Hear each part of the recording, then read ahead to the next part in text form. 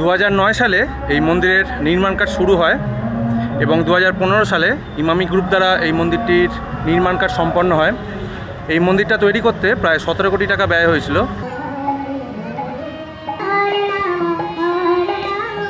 এই হচ্ছে jumbo type rasgulla, দেখুন এগুলো 20 টাকা করে পিস।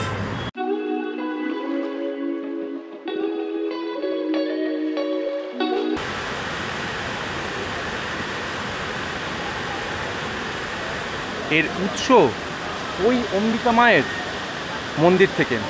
তো চলুন বন্ধুরা, আর এইখানে বেশি সময় নষ্ট না করে এর উৎসের অভিমুখে আমরা যাত্রা শুরু করি।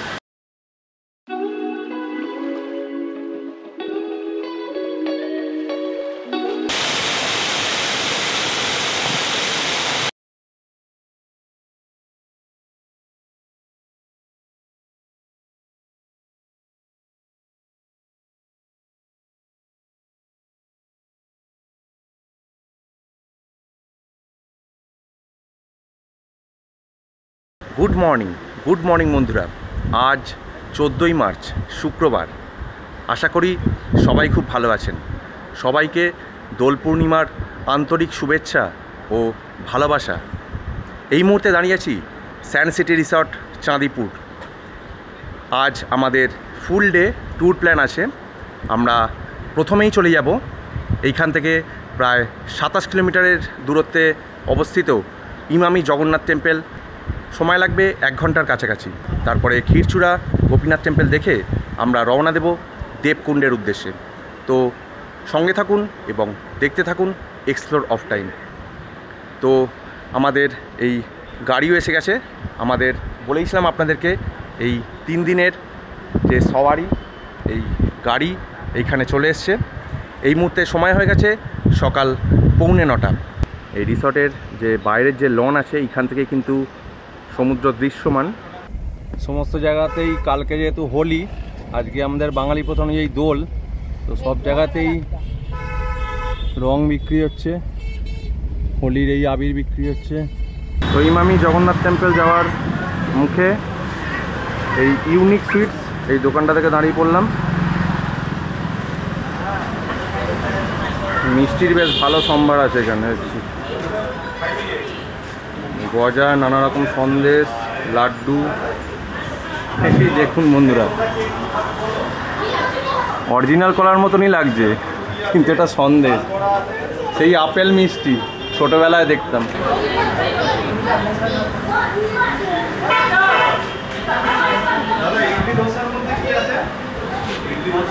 রসগোল্লা, দই, জাম্বো রসগোল্লা একবার। এটা সিঙ্গারা, চপ, কচুরি, দেখি কি পাওয়া যায়। আপাতত ইচ্ছা আছে ডালপুরি গোছের কিছু খাওয়া, ডালপুরি বাই লুচি। এই ডালপুরি নিয়ে নিয়েছি, খাবো।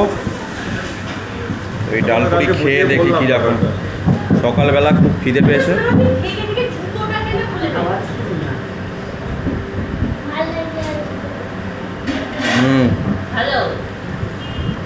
গরম গরম মোটামুটি ভালো খেতে। এই হচ্ছে জাম্বো টাইপ রসগোল্লা, দেখুন এগুলো 20 টাকা করে পিস। রসগোল্লার সাইজটা একবার দেখুন খালি বন্ধুরা, বাপ রে বাপ।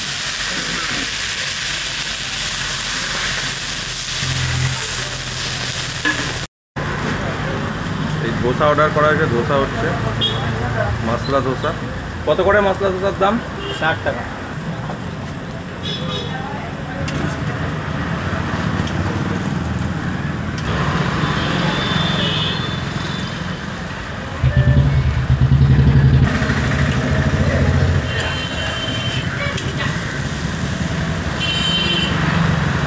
বেশ কালারফুল লাগছে কিন্তু ধোসাটা, বেশ জাম্বো টাইপ ধোসা। 60 টাকা করে দাম মাত্র।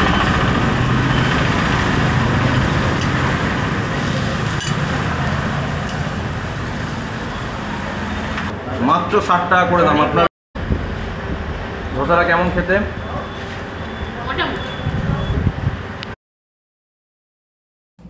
ড্রাইভার দাদার কথাকে প্রাধান্য দিয়ে আমরা প্রথমে ইমামি জগন্নাথ মন্দির দেখতে না গিয়ে প্রথমেই চলে এলাম ক্ষীরচোরা গোপীনাথ মন্দিরে।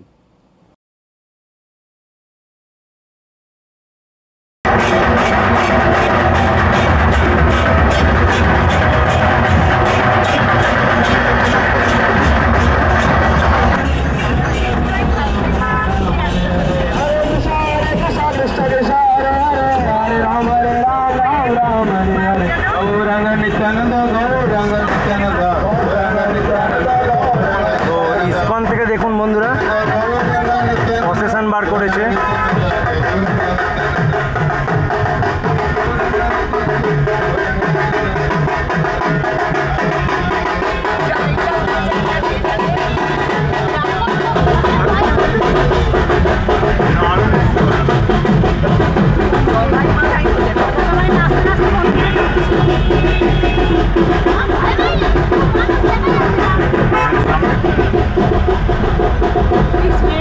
তো চলে এসেছি ক্ষীরচোরা গোপীনাথ মন্দিরের পার্কিং লটে। এই মুহূর্তে গাড়ি রেখে এবার যাচ্ছি পায়ে হেঁটে ক্ষীরচোরা গোপীনাথ মন্দিরের কাছে। প্রচণ্ড রোদ। এই মুহূর্তে ঘড়ির সময় বলছে প্রায় সকাল 11টা বাজে 10। এখানে টয়লেটেরও সুবন্দোবস্ত আছে। কাল যেহেতু হোলি, এখানে সমস্ত আবির বিক্রি হচ্ছে। ক্ষীরচোরা গোপীনাথ মন্দির, ওড়িশা ট্যুরিজমের বোর্ড।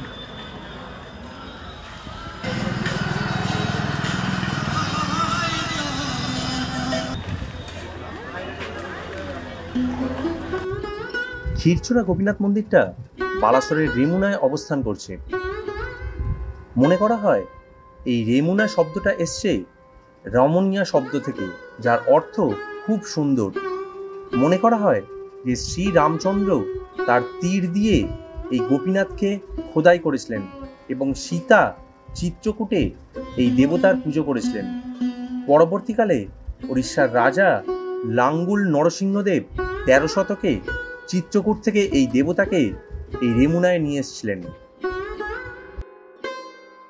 উড়িষ্যাতে ক্ষীরচোরা মানে ঘন দুধ চুরিকারী এবং গোপীনাথ মানে গোপীদের ঐশ্বরিক সঙ্গীকে বোঝানো হয়েছে। এখানে উল্লেখ্য, শিশু কৃষ্ণের দুধ এবং দুগ্ধজাত দ্রব্যের প্রতি বিশেষ ভালোবাসা প্রদর্শন করেছিলেন।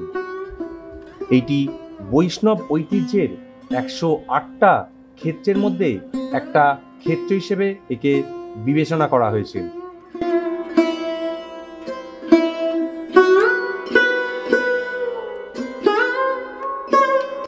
মন্দিরের বিগ্রহের কথা বলতে গেলে শ্রী গোবিন্দ এবং শ্রী মদনমোহনের পাশে ভগবান গোপীনাথ কালো পাথরের তৈরি, উনি দাঁড়িয়ে আছেন। এই ক্ষীরচোরা গোপীনাথ মন্দির সকাল 5:30 থেকে দুপুর 12:30 এবং বিকেল 4টে থেকে রাত্রি 8:30 পর্যন্ত খোলা থাকে। এই মন্দির সপ্তাহের 7 দিনই খোলা। প্রসাদ পাওয়া যায় এখানে। শ্রীকৃষ্ণ জন্মাষ্টমীতে এই মন্দিরে বিশাল ধুমধাম করে পুজোর আয়োজন করা হয়ে থাকে এবং এই শ্রীকৃষ্ণ জন্মাষ্টমী এই মন্দিরের প্রধান উৎসবও বটে।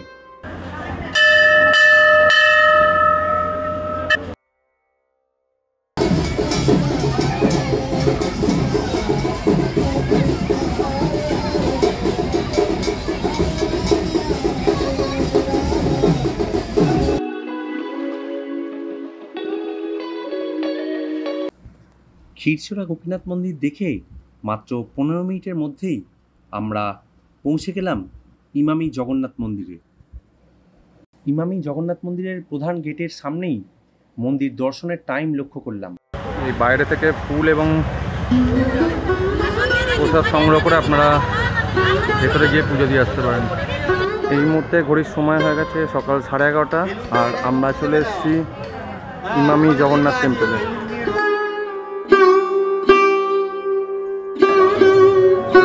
শু স্ট্যান্ড, ওরকম কোনো পয়সা লাগবে না এখানে জুতো রাখার জন্য। এখানে পা ধোয়ার জল আছে। 2015 সালে এই মন্দির নির্মাণ সম্পন্ন হলেও এর কিন্তু সলতে বোনার কাজ শুরু হয়েছিল 1982 সালে। 1982 সালে বালগোপালপুর শিল্পাঞ্চলে ইমামির কাগজ কল প্রতিষ্ঠা হয়, যা এলাকার অগ্রগতির এক উজ্জ্বল স্তম্ভ। ইমামি গ্রুপের যুগ্ম চেয়ারম্যান শ্রী রাধেশ্যাম আগরওয়াল এবং শ্রী রাধেশ্যাম গোয়েঙ্কা একজন বিখ্যাত স্থপতি এবং পদ্মবিভূষণ শ্রী রঘুনাথ মহাপাত্রকে এই মন্দিরটা নির্মাণের দায়িত্ব অর্পণ করেছিলেন। 2009 সালে এই মন্দিরের নির্মাণ কাজ শুরু হয় এবং 2015 সালে ইমামি গ্রুপ দ্বারা এই মন্দিরটির নির্মাণ কাজ সম্পন্ন হয়।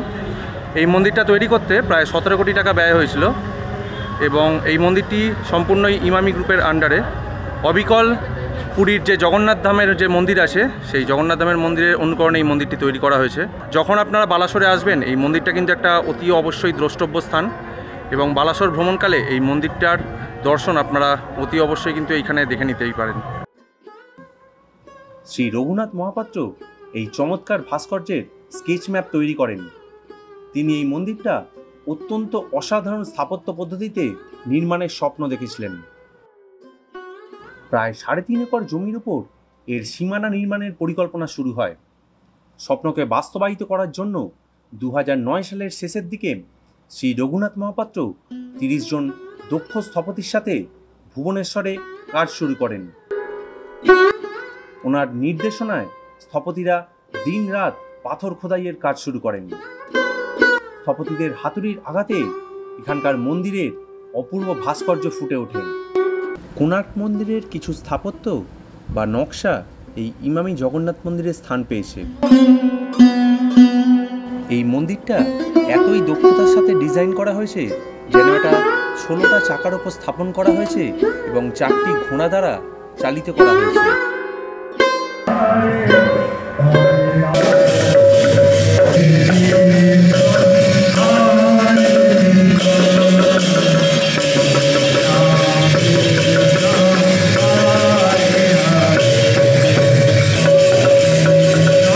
এখানে প্রসাদ এবং ভোগ এইটারও কাউন্টার করা আছে, চাইলে আপনার এখান থেকে প্রসাদ এবং ভোগ এটাও কালেক্ট করতে পারেন। খাজা কত করে আছে আর এই ভোগ? খাজা এবং ভোগ দুটোই 100 টাকার বিনিময়ে আপনারা কিন্তু এখান থেকে সংগ্রহ করতে পারেন। ইমামি জগন্নাথ মন্দির দেখার পর আমরা রওনা দিলাম দেবকুণ্ড ওয়াটারফলসের উদ্দেশ্যে।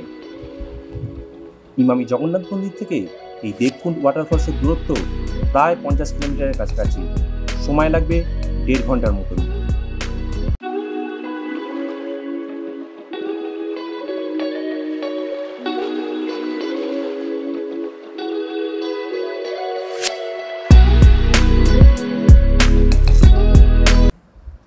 দেবকুণ্ড হল ভারতের উড়িষ্যার ময়ূরভঞ্জ জেলায় অবস্থিত একটা প্রাকৃতিকভাবে সৃষ্ট পুকুর বা হ্রদ, যা শিমলিপাল জাতীয় উদ্যানের একটা অংশ। এর সংলগ্ন জলপ্রপাতের প্রবাহিত জল এই পুকুরটা বা হ্রদটা তৈরি করেছে। সময় হয়ে গেছে এখন দুপুর 1:30 আর আমরা চলে এসেছি ময়ূরভঞ্জ জেলার শিমলিপাল ন্যাশনাল পার্কের অন্তর্গত দেবকুণ্ড ওয়াটারফলসের কাছে। তো এইখানে ঢোকার জন্য এন্ট্রি ফি আছে 70 টাকা। এন্ট্রি ফিতে আপনারা ব্যাটারি চালিত এইরকম গাড়িতে করে আপনারা পৌঁছে যেতে পারবেন দেবকুণ্ড জলপ্রপাতের কাছে। সেখানে গিয়ে আমরা দেখে নেব অম্বিকা মায়ের মন্দির। তো চলুন বন্ধুরা, আর বেশি দেরি না করে আমরা চলে যাব এই মুহূর্তে দেবকুণ্ড জলপ্রপাতের কাছে। এই দেবকুণ্ড জলপ্রপাত সকাল 7টা থেকে দুপুর 3টে পর্যন্ত এর এন্ট্রি পয়েন্ট খোলা থাকে। তো এইখানে বোর্ডও আছে, আমি বোর্ডটা আপনাদেরকে দেখাচ্ছি।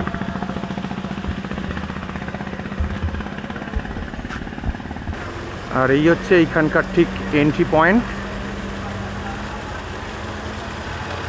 Welcome to Debkunda. খুব সুন্দর গেটটা এখানে করা আছে।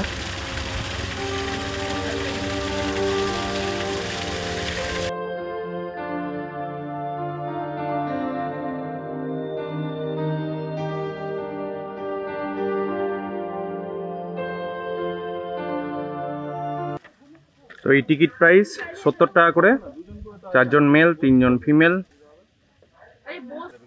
এরকম এই ব্যাটারি চালিত গাড়িতে করে আমরা আপাতত চলে যাব দেবকুণ্ড জলপ্রপাতের কাছে।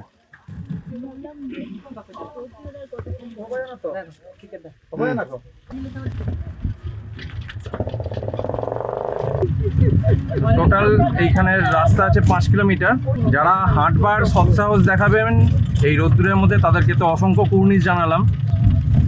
কিন্তু আমার মনে হয় এই রোদ্দুরের মধ্যে 5 কিলোমিটার রাস্তা হেঁটে যাওয়া খুবই অসম্ভব ব্যাপার। আর সর্বোপরি আমরা যেহেতু ফ্যামিলি নিয়ে এসেছি, তাই আমরা এই ব্যাটারি চালিত গাড়ির মাধ্যমেই চলে যাব দেবকুণ্ড জলপ্রপাতের কাছে। ওই দূরে দেখুন সিমলিপাল ন্যাশনাল ফরেস্টের পাহাড়, পুরো রেঞ্জটা দেখা যাচ্ছে এই মুহূর্তে।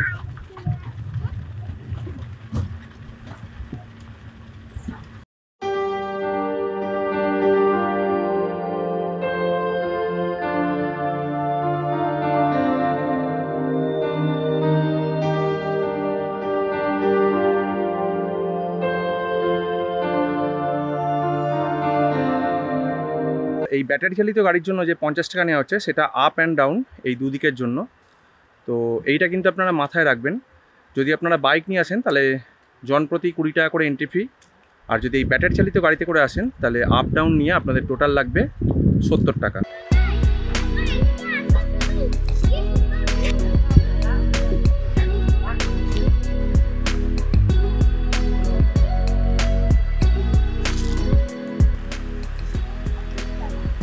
দুর্দান্ত লাগছে দেখুন বন্ধুরা জায়গাটা।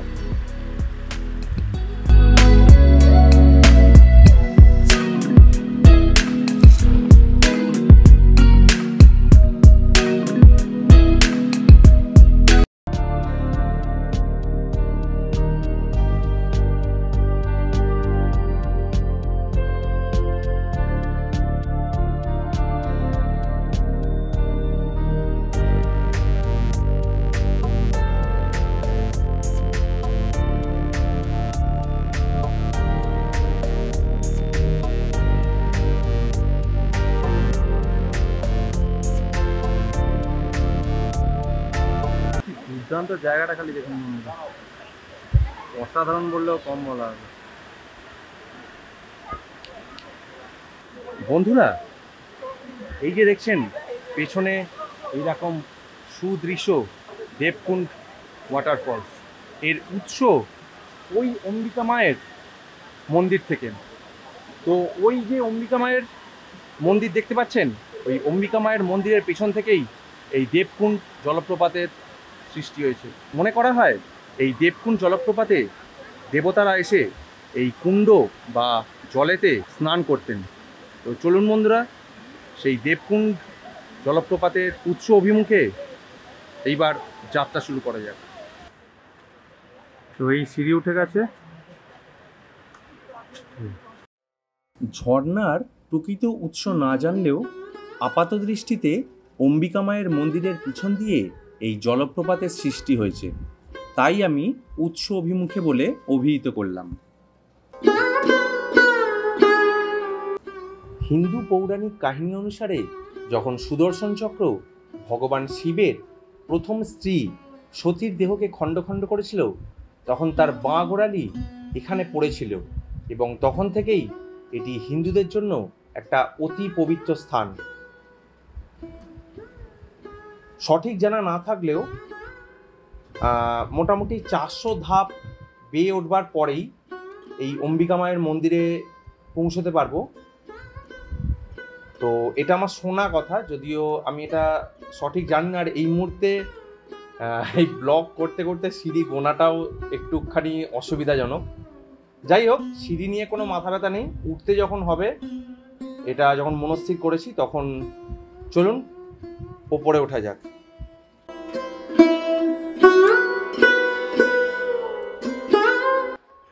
এইরকম ঘন জঙ্গলের মধ্যে দিয়ে বড় বড় পাথর পড়ে আছে, আর তার ঠিক মাঝখান দিয়ে উঠে গেছে এই সিঁড়ি। চলুন যাওয়া যাক। আবার যাত্রাপথটা কিন্তু কিছুটা কষ্টকর মনে হলেও অম্বিকা মায়ের যখন দর্শন করবেন তখন কিন্তু মনটা প্রশান্তিতে ভরে যাবে।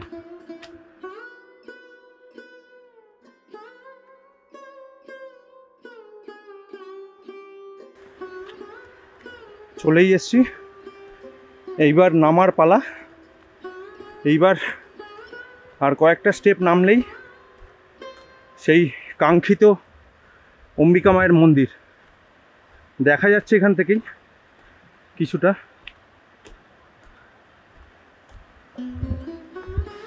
তো এই হচ্ছে কাঙ্ক্ষিত সেই বহু প্রতীক্ষিত অম্বিকা মায়ের মন্দিরের সামনে।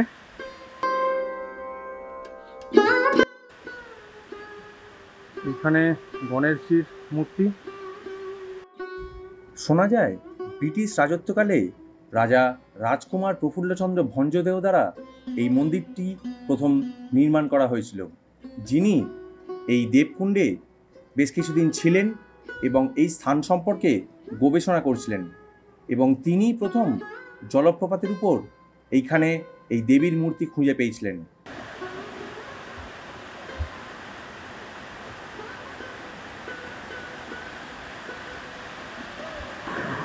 আর এই সেই ঝর্ণার উৎসস্থল।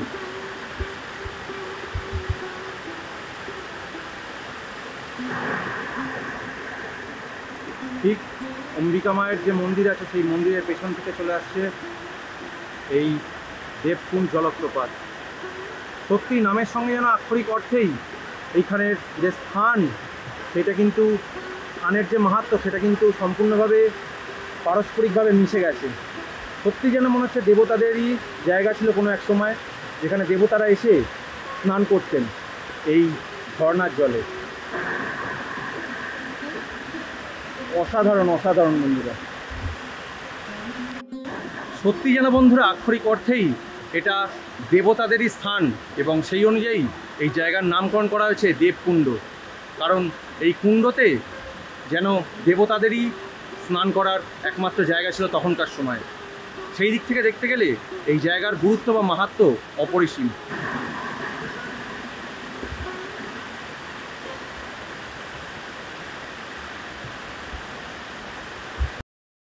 অম্বিকা মায়ের মূর্তি দর্শন করবার পর এবার চললাম আবার নিচের দিকে।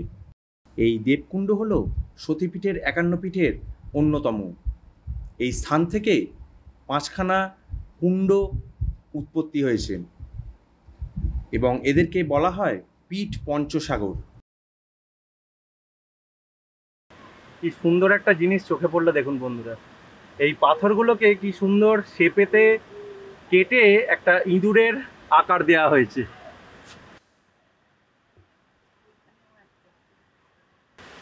এইটা একটা মাছের শেপ, আর এইটা একটা ছোট্ট নেংটি ইঁদুর বলা যেতে পারে। পরন্ত বিকেলে রোদ গায়ে মেখে দেবকুণ্ড ওয়াটারফলসকে বিদায় জানিয়ে আমরা রওনা দিলাম উদালার উদ্দেশ্যে।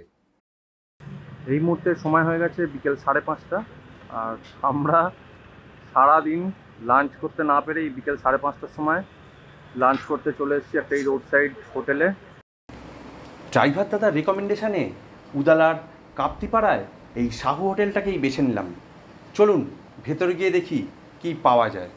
এই হচ্ছে এনাদের বিশাল কিচেন, এখনো রান্না হচ্ছে। কি নেই এখানে, খাবারের সমস্ত কিছু আছে, রুটি, নান, বাটার নান, ইভেন 5:30টার সময় এখন ভাত পেয়ে গেলাম।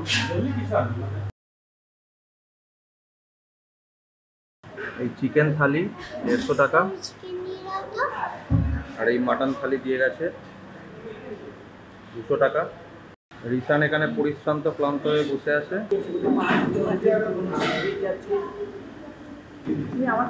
দুর্দান্ত খেতে জাস্ট মাটনটা,